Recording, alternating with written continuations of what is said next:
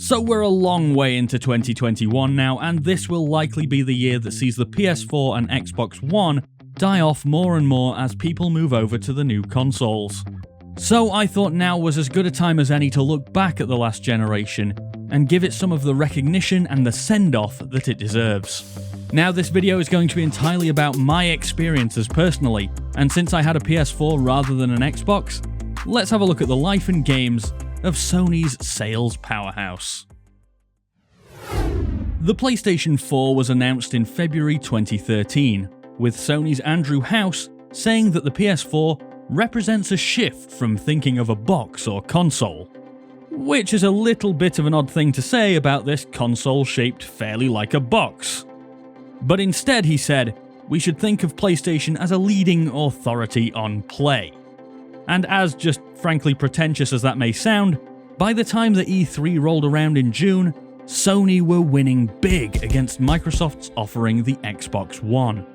And while a lot of that owed to Microsoft's own stumbles, thinking that people wanted to be always online and be able to watch TV on their console instead of, playing games, the fact remained that Sony came out of E3 the better, and when release date came around, that translated into far superior sales. Now, I personally would have probably opted for the PS4 over the Xbox One anyway.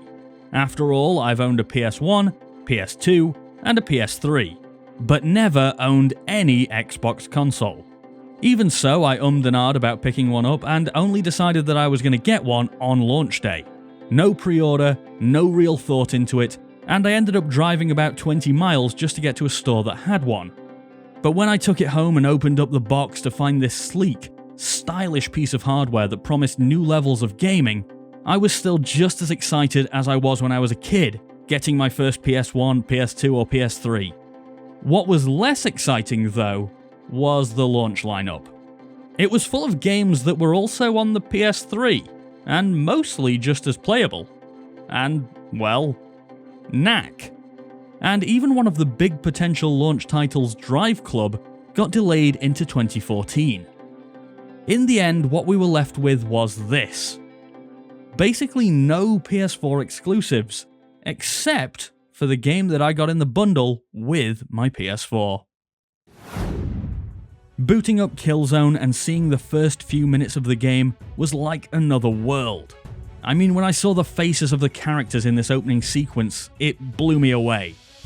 Rain dripping down realistically, beautiful lighting, and just a true representation of what the words next gen were supposed to be. I can just remember thinking, how could these be actual graphics in a machine that you could buy without remortgaging your house? Now, looking back with a modern perspective, these graphics are really nothing special. I mean, look at these trees in the distance that just scream PC low setting. But of course, it's been a long time since this came out, and at that time, I feel like Killzone showed off the power of the PS4. Now, unfortunately, Killzone Shadowfall proved to be the stereotypical launch title. Yes, it looked incredible, and it showed off the silly gimmick of the DualShock 4, using the touchpad to issue commands to a drone. But the actual gameplay and story? It was fine enough, but nothing special. Almost as if this was the direct equivalent of Rise Son of Rome on Xbox One. And worse than that, it actually ran pretty damn poorly. With a sub 1080p picture, tiny field of view, and unlocked frame rate that bounced around all over the place, let's just say that Killzone isn't a game that leaves a real impact. However, I still feel that it was the best game that I could have possibly gotten at launch to show off what the PS4 could do. So, we've talked about my first game on the PS4, but what did you actually get in the box regardless of what game it came with? Well, firstly we got what I think is still a really sleek and modern looking console. With its black finish that admittedly picks up plenty of fingerprints on the glossy half of the design, but still has a good amount of style and a fairly compact form factor, which, unlike the latest consoles, means it can fit under the TV with ease. We also got what in my opinion is a fantastic controller. Slightly chunkier than the old DualShock 3, with far better triggers on the back. This thing was a joy to handle. Okay, it didn't exactly push the limits of imagination after moving on from the DualShock 3, but it was a solid enough upgrade. Unfortunately, it too was not without its problems. Perhaps the biggest being that the analog sticks were about as well thought out as an EA game roadmap, and were extremely easy to wear away the rubber on, to the extent that I had to buy stick caps just to keep the pad functioning. A far less serious problem, but still odd, was the cramming in of gimmicks on this thing. First, we have the speaker built into the controller. While this got a bit of use early on, specifically in Shadow of Mordor as I remember it, for the most part games ignored this feature of the DualShock 4. And who can really blame them? There's speakers in my TV, I have headphones, why do I need another one in something I'm holding, and one that sounds decidedly lower quality? Then there's the light bar. Sure, it's nice in certain situations to have a different colour for different players in multiplayer games, but there at least needed to be an option to disable it, as even today I find myself lying in bed at night watching Netflix with a bright blue light blaring out into my room, and if I try to turn off the whole controller, my program stops entirely. Not great. And then finally we come to the biggest gimmick of them all, which we've already touched on, pun intended. Yes, the touchpad.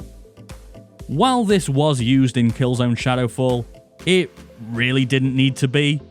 A simple button would have worked just as well, and that's the case for our next game too. Infamous Second Son released in March 2014, and, to be honest, up until its launch, there'd barely been anything on the PS4 that I was particularly bothered about. But having played the original Infamous on PS3, I was really looking forward to this one, and I was not disappointed. The variety of new superhero-like abilities that main character Delsin got in-game, and the backdrop of a solid-looking Seattle, made for a fantastic experience, and one that used the PS4 controller as a gimmick in a way that I actually enjoyed. There were a few sections in the game where you'd be asked to paint graffiti, and to do that, you'd turn the DualShock 4 sideways, holding it like an actual paint can, and use the trigger to spray. Granted, this is not what you are buying the game for, and this is only a tiny portion of the gameplay, but for me, it added a little bit of much needed immersion. Now, while replaying Second Son for this video, I've got to say I don't think the graphics hold up particularly well on this one, and some of the edges here now seem a little rough. Literally, in some cases. I mean, was anti-aliasing not really a thing back then? I seem to remember it did exist at that time. And there's also the fact that I'm not really that fond of Delsin, who is basically made of denim. But at the time, Second Son was the first game on PS4 that I really enjoyed, and it's the first time I can remember being genuinely glad that I'd picked up the console. So at this stage, I'd had my PS4 about 5 months, and only really enjoyed one game. Yeah, Killzone was a good showcase for the console, and I'd played a few other smaller games, but only really Infamous had wowed me. So now would seem a pretty good time to play some of my old favourites from the PS3 era, right? Well, no. Screw you. No backwards compatibility here. This, for me, has to be one of the biggest downsides to the PS4. Sure, nobody really buys a new console to play their old games, but having to plug in this absolute monster every time I want to play a little bit of Burnout Paradise is kind of ridiculous. Thankfully though, the oh-so-merciful people over at Sony gave us an alternative. PlayStation Now. A streaming service that might not work smoothly for you if it does at all, and doesn't necessarily have the game you're looking for. Oh, and you've got to pay for it. Yeah, not ideal. Sure, I know Xbox One didn't initially have backwards compatibility either, but at least they added it in later, while Sony doubled down on PlayStation Now, and have, to be fair, since added in a lot of PS4 games, making this a much better value proposition. But still, no replacement for real backwards compatibility. And unfortunately, my wait for another PS4 game to really impress me would take another full year, as we go into August 2015. I want you to remember this, I want you to remember this as you play your game. Every single choice will affect your fate and the fate of those around you. Until Dawn was something completely different for me. A game where the choices you made actually really matter, and to such an extent that literally every character can die or every character can survive, and it all comes down to the choices you make. Sure, I'd played other choice-based games before, but generally it was an illusion of choice. You could pick something, but it didn't make a difference. Not with this one. I actually played this one through with a friend for a couple of videos on the channel, and we had a blast making stupid decisions and seeing the consequences. Now, that's not to say that Until Dawn was perfect. Looking back, the actual gameplay here is mainly just QuickTime events, even for things as simple as climbing a small wall or avoiding tripping as you run. And, in a way, it's lucky that that's all the gameplay is, because anything more difficult might not have worked when the frame rate is as terrible as it is here. I mean, sure, this game looks okay, I guess, but would even a stable 30 FPS be too much to ask? Honestly, going back and playing this one, I genuinely don't like it now. But I think that's okay, and that's because other games have come along and done this better. At the time though, the choices and consequences Until Dawn offered were something new, and I had a great time playing it. So, I actually bought Until Dawn when it came out, but for a lot of people, they got it as part of PlayStation Plus with the free monthly games a couple of years later. Now, PlayStation Plus had been around for a little while, giving players who were willing to pay a few goodies and extras. But it had always been free to play your games online, regardless of whether or not you subscribed to PlayStation Plus. Well, that all changed with the PS4, as Sony made another anti-consumer move to go along with the lack of backwards compatibility.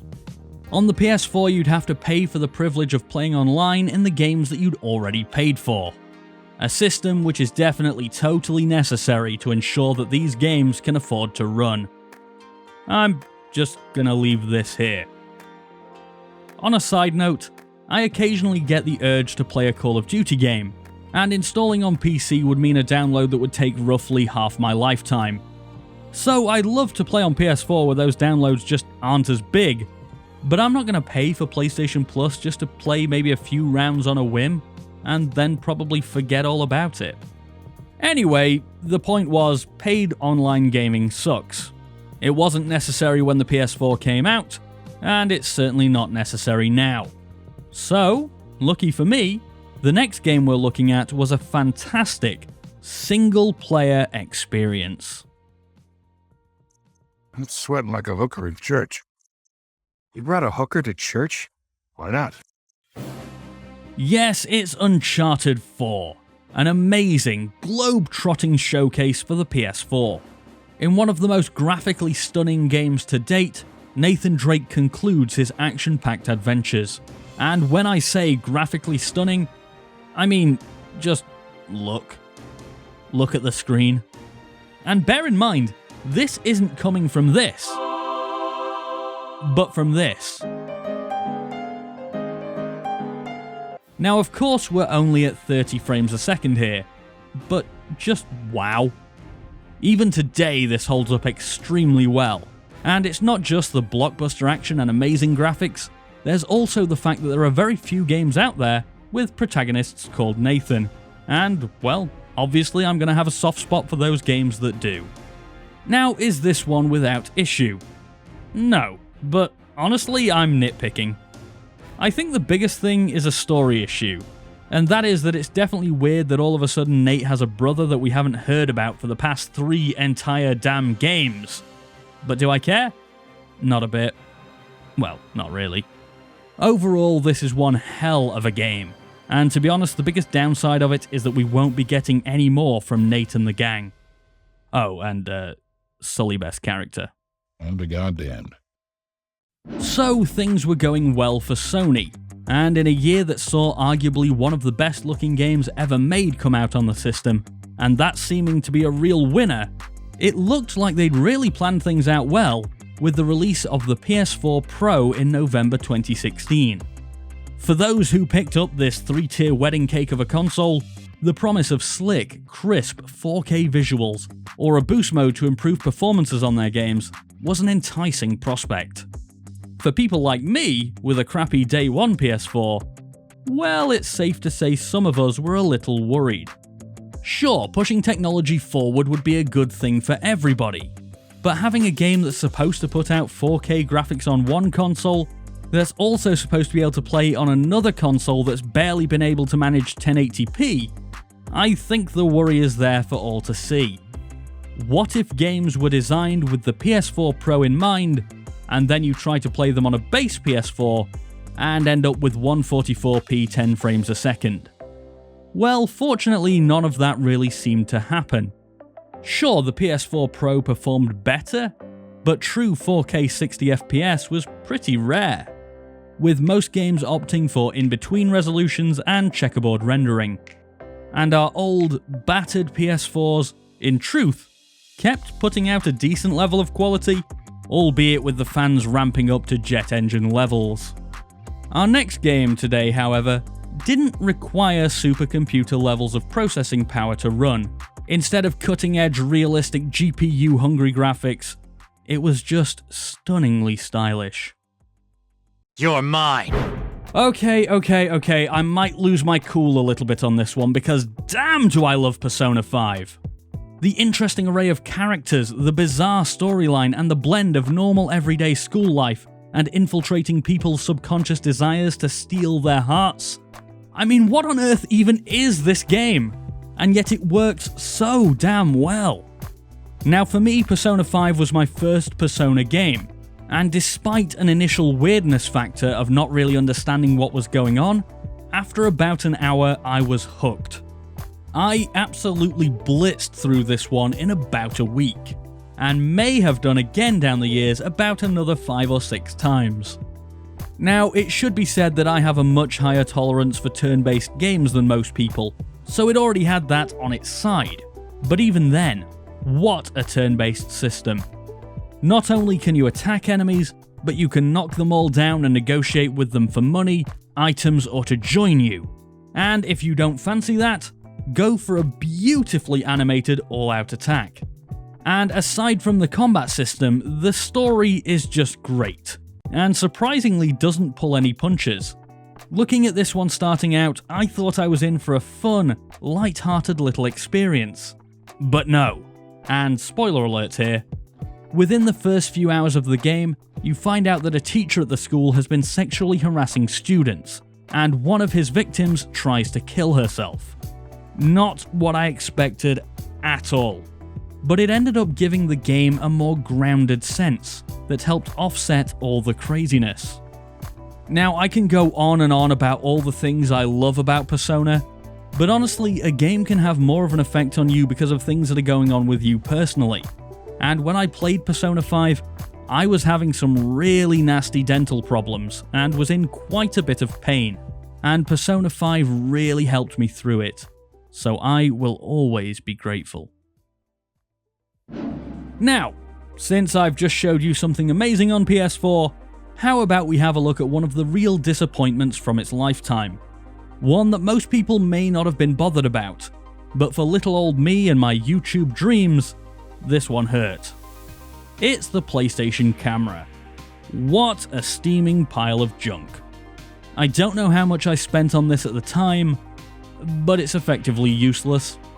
I think my idea was to stream directly from my PS4 and cut out the middleman of, capture cards and some kind of microphone setup, but the image quality isn't great to say the least, and the sound, well, here it is. Not a great sound, not something you could really use. Oh well. It's also very bulky, meaning that getting a good camera angle is tricky at best, And most heinously of all, it has a proprietary damn connector. Want to use this thing as a webcam to at least make it somewhat useful? Nope, not gonna happen. Screw you and your wallet. That would be far too consumer friendly. To be fair though to Sony, this was the era of the Kinect. And with that in mind and the relative success of the PlayStation Eye in the PS3 days... Wait, was that PlayStation 3 or PlayStation 2? Anyway, maybe there was potential for this as an idea. But in reality, what I have here is a very expensive... game weight? I don't really have papers, it's 2021, come on. Well, I think I need to get that one out of my system, so we better talk about possibly my favourite game of the PS4 era. Which, oddly enough, is also a game from the PS1 era. Ooh, and it was in Uncharted 4. Anyway, whatever, it's Crash Bandicoot the Sane Trilogy. Now, is this the best game on PS4? Absolutely not. Does it wow graphically or introduce gameplay mechanics that changed gaming forever?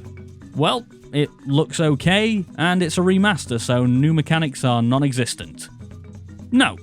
Instead, what this one did for me, which makes it my favourite, is give me a sense of nostalgia.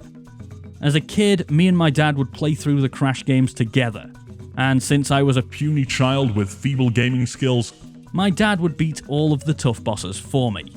Then, 20 years on, our roles were reversed. We played the Sane Trilogy together. My dad would play the easy levels, and I'd take on the bosses.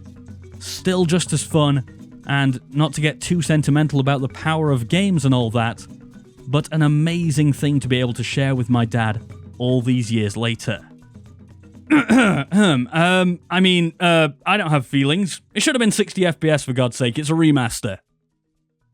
Now, in this video so far, we've looked at a lot of amazing games that really showed the PS4 in its best light. But during the life of the PS4, Sony decided that it wasn't just good games that deserved to be on their system, and the doors to the PlayStation Store were flung wide open for an array of crap to make it onto the console. And perhaps no game was quite as famous for this as Life of Black Tiger. Now, I don't want to use this section of the video to dump on Life of Black Tiger. Plenty of people have already done that, you can go and find their videos. For me, it's what it signifies. A stance that your game doesn't have to be good, or interesting, or even competent to make it onto the PS4. Sony are more interested in a business model like Steam's open floodgates than they are in quality control. And hey, there's something to be said for that kind of business model, it works very well for Steam. But for me, it meant that the PlayStation Store became a place that I just stopped going to. Why would I go there to try and find new games, when there was just as much of a chance that I'd get stung with Horse Racing 2016, as I'd find some gem like the Sexy Brutal? No, instead my visits to the PlayStation Store became restricted to when I already knew what I wanted, and that magic of discovering something great and new went away. Maybe that's okay for Steam, but on PS4, which is supposed to be easy to understand and guarantee a level of quality, it's a disappointment. However, Sony's own first-party games certainly did not disappoint. Boy. God of War. Oh, God of War! Yeah, I didn't play God of War. Spider-Man, on the other hand, was a sensational game that I did play. Even speaking as someone who isn't that into superhero movies or games, this one was top-notch.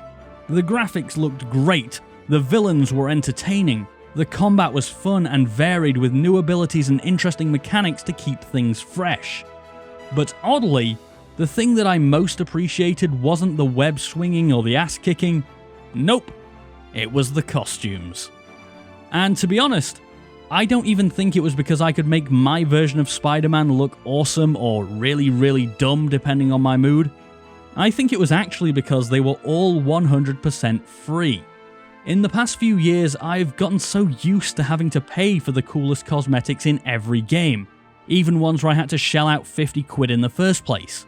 And here, all I had to do to get them was play. Not grind, play. And yes, there is a distinction. Now, one complaint that you could have about this one is that it gets a little samey, particularly with the open world activities. But Spider-Man is a great example, for me at least, that if the game's core mechanics are fun enough, samey side missions can still be enjoyable. Just please, never make me do one of those Mary Jane stealth missions ever again. So, Spider-Man was a PS4 exclusive, and this could just be me looking back with rose-tinted spectacles, but wow, the PS4 had an amazing lineup of exclusives by the end of its life cycle. We're talking games that I've already mentioned here like Spider-Man and Uncharted 4, but also others that we haven't touched on like the brilliant Ratchet & Clank or Bloodborne. And sure, there's always going to be one or two the Order 1886s thrown into the bargain, but overall what we got was an excellent array of exclusives to sink our teeth into.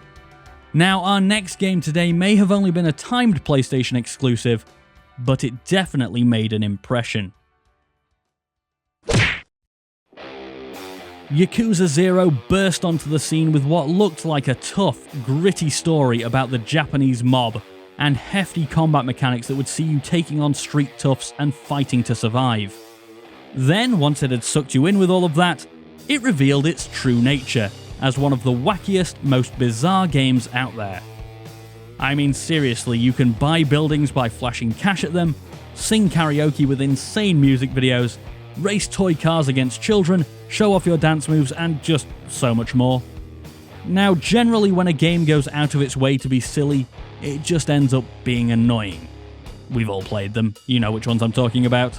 But here, it all works flawlessly and it ends up adding humanity to what would otherwise be quite lifeless characters.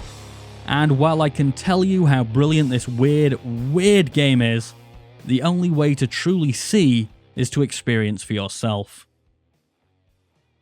So then, I know I was a little bit down on the PlayStation Store earlier, and not without reason, but it should also be said that it was in the PS4's lifetime that I became more of a digital gamer than a physical one. Now, is that because I don't care about physical games anymore? No, it's because it became convenient. The PS4 had a decently large hard drive and existed in an era where fast internet connections were available. And while physical copies have their benefits, you do have to go outside to get them. You can see the issue, right? And the only alternative for that is to wait days for them to arrive. And for me, well, I want my games now. But I will admit there were some issues along the way. And the last game that I want to talk about today really made that hard drive look pretty damn small. Yes, Red Dead Redemption 2 released in October 2018 and was widely received as one of the greatest games of all time. The hype for this one was massive, and it was everywhere in YouTube videos, written reviews, and all over social media. And I had time to read and watch them all, because with a 105GB download size, it was gonna take a while. A few more grey hairs and a bit of beard growth later though, and it was finally time for me to play. And it was definitely worth it. The beautiful graphics, the interesting characters, and the breathtaking world were all outstanding. And for me, the best of it was all the little details that made each and every location feel alive. Now, I personally don't think it quite lives up to being one of the best games ever in terms of the overall package. But in terms of putting together a living, breathing world, it takes the top prize. Unfortunately though, this was probably the game that showed me that the PS4 had likely gone past its time. Don't get me wrong, it was able to show the gorgeous graphics on display here, but often at frame rates in the low 20s.